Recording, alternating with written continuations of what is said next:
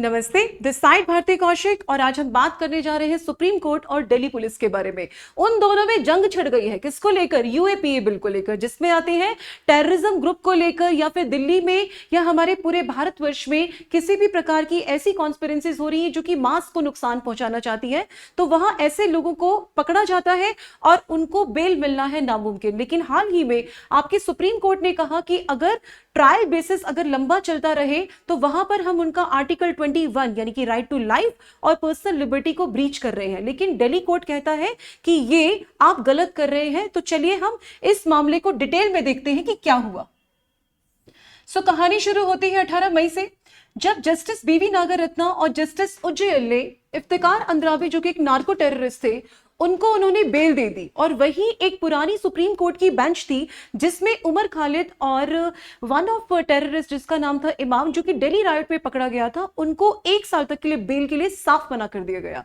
तो यहाँ पे जस्टिस बीवी नागरत्ना क्या बोलते हैं कि अगर हमारा कोई भी लंबा ट्रायल है ना, जब तक किसी को हम लोग एक गिल्ट नहीं साबित कर देते हैं, तो जितना लंबा ट्रायल होगा वहां पर हम उनका आर्टिकल 21 उनका ब्रीच कर रहे हैं, जो कि गलत होगा।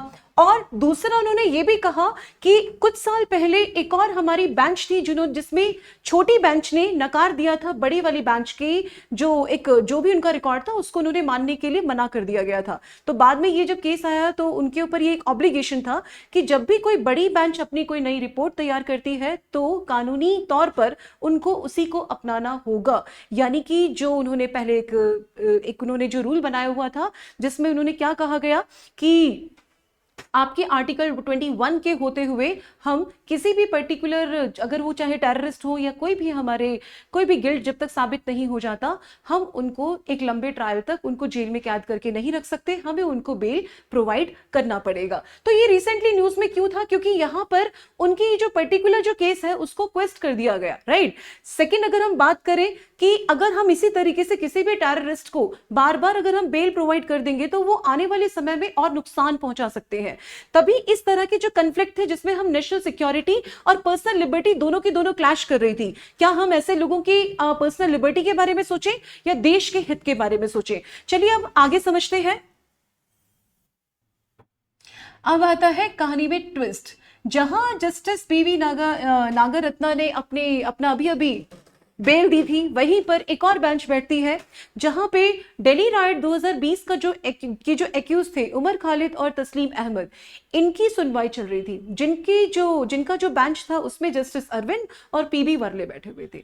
वहां एंट्री होती है हमारे एएसजी राजू की, जो कि कहते हैं कि आपने ये जो वर्डिक्ट अभी 2 दिन पहले दिया है वो तर्कसंगत नहीं है एज पर द यूएपीए एक्ट के अंडर। अब इस एक्ट के बारे में हम समझते हैं, ये एक्ट जो है इसमें क्या क्या चीजें काउंट होती है। इसमें जितनी भी आपकी टेररिस्ट एक्टिविटीज जो भी हमारे देश में किसी भी तरह की कॉन्स्पिरेंसीज को क्या करते हैं, लीड करते हैं, उन लोगों को पकड़ा जाता है और उनको यहाँ पे अक्यूज किया जाता है, उनको ट्रायल किया जाता है। और उसके अंडर अगर देखा जाए तो बेल मिलना ऑलमोस्ट नामुमकिन है, ठीक है। लेकिन वहां पर आपका एक सेक्शन है जो कि 43D आता है, जिसमें साफ साफ कहा गया है कि there is a one word shall used. इसका मतलब क्या है कि बेल जो बेल मिलना है वो ऑलमोस्ट डिफिकल्ट है। क्यों? क्योंकि जब बात आती है आपके देश की सिक्योरिटी को लेकर, वहां पे पर्सनल लिबर्टी को हम लोगों को बैक सीट पे छोड़ देना चाहिए। तो यहां पे जो जस्टिस अरविंद है वो कहते हैं कि क्या हमारा ये जो वर्डिक्ट है, क्या आप ये जो सुप्रीम कोर्ट ने अपनी जो लास्ट बेंच में कहा है, क्या आप ये कहना चाहते हैं कि वो तर्कसंगत नहीं है या फिर उन्होंने कोई एरर कमिट किया है? तो इस पे एएसजी राजू ने क्या कहा? उन्होंने कहा कि अभी हाल ही में 2 दिन पहले ही इसके बारे में बात हुई है, तो इस पर्टिकुलर पूरे केस के बारे में उन्हें पूरी जानकारी नहीं है। तो अब हम समझते हैं कि जो दिल्ली पुलिस का ये आर्ग्यूमेंट वो क्या था कि वो चाहते थे कि रिस्ट्रिक्शंस है ना वो मैंडेटरी होनी चाहिए, साथ में ही इस पर्टिकुलर केस के बारे में। क्योंकि अगर आपके जो 2 बेंचेस है, एक बेंच कहता है कि इनको बेल बिल्कुल नहीं मिलनी चाहिए, दूसरा उनके राइट ऑफ लाइफ के बारे में बात कर रहा है, तो इस केस को हमें दोबारा से सोचना चाहिए और एक बड़े बेंच को ये पर्टिकुलर केस रेफर कर देना चाहिए। तो ये था हमारे एएसजी एसवी राजू का कहना।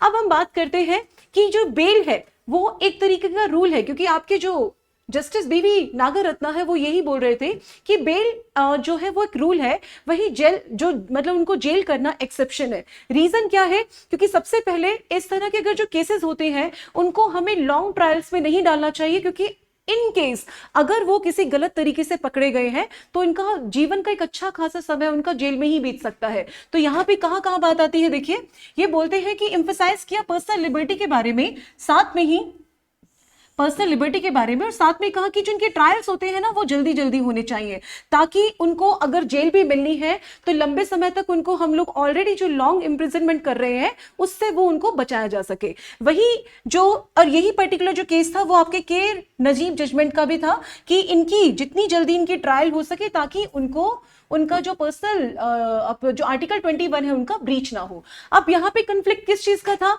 कंफ्लिक्ट हो रहा था एक तरफ आपकी पर्सनल लिबर्टी को लेकर, दूसरी तरफ नेशनल सिक्योरिटी को लेकर। कंफ्लिक्ट के बारे में देखें तो यूएपीए के बिल को लेकर ये स्ट्रिक्ट प्रोविजन है कि उनको बेल नहीं मिलनी चाहिए।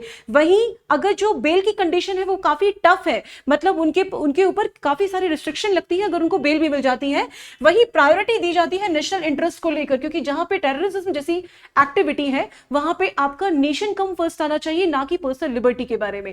वहीं यहाँ पे हम पर्सनल लिबर्टी को लेकर अगर हम इसको अप्रोच भी कर रहे हैं तो उसके जरूरी है कि आपके जो ट्रायल्स है वो बहुत जल्दी हो, ताकि हम आने जो भी हमारा जो एक्यूज है अगर वो गलत या सही होगा, जब तक उसको 43D में एक और भी बात कही गई थी कि क्या कि इसके अंडर अगर आपको अक्यूज माना गया है तो आपको अपने आप को आप गुनहगार नहीं है ये साबित करने के लिए आपको कुछ करना भी पड़ेगा, और जब तक आप नहीं कर रहे हैं तब तक आपको पर्सनल लिबर्टी जैसी चीजें आपकी लाइफ में नहीं आ सकती, क्योंकि यहाँ पे नेशन कम फर्स्ट आता है, ना कि आपकी पर्सनल लिबर्टी, है ना।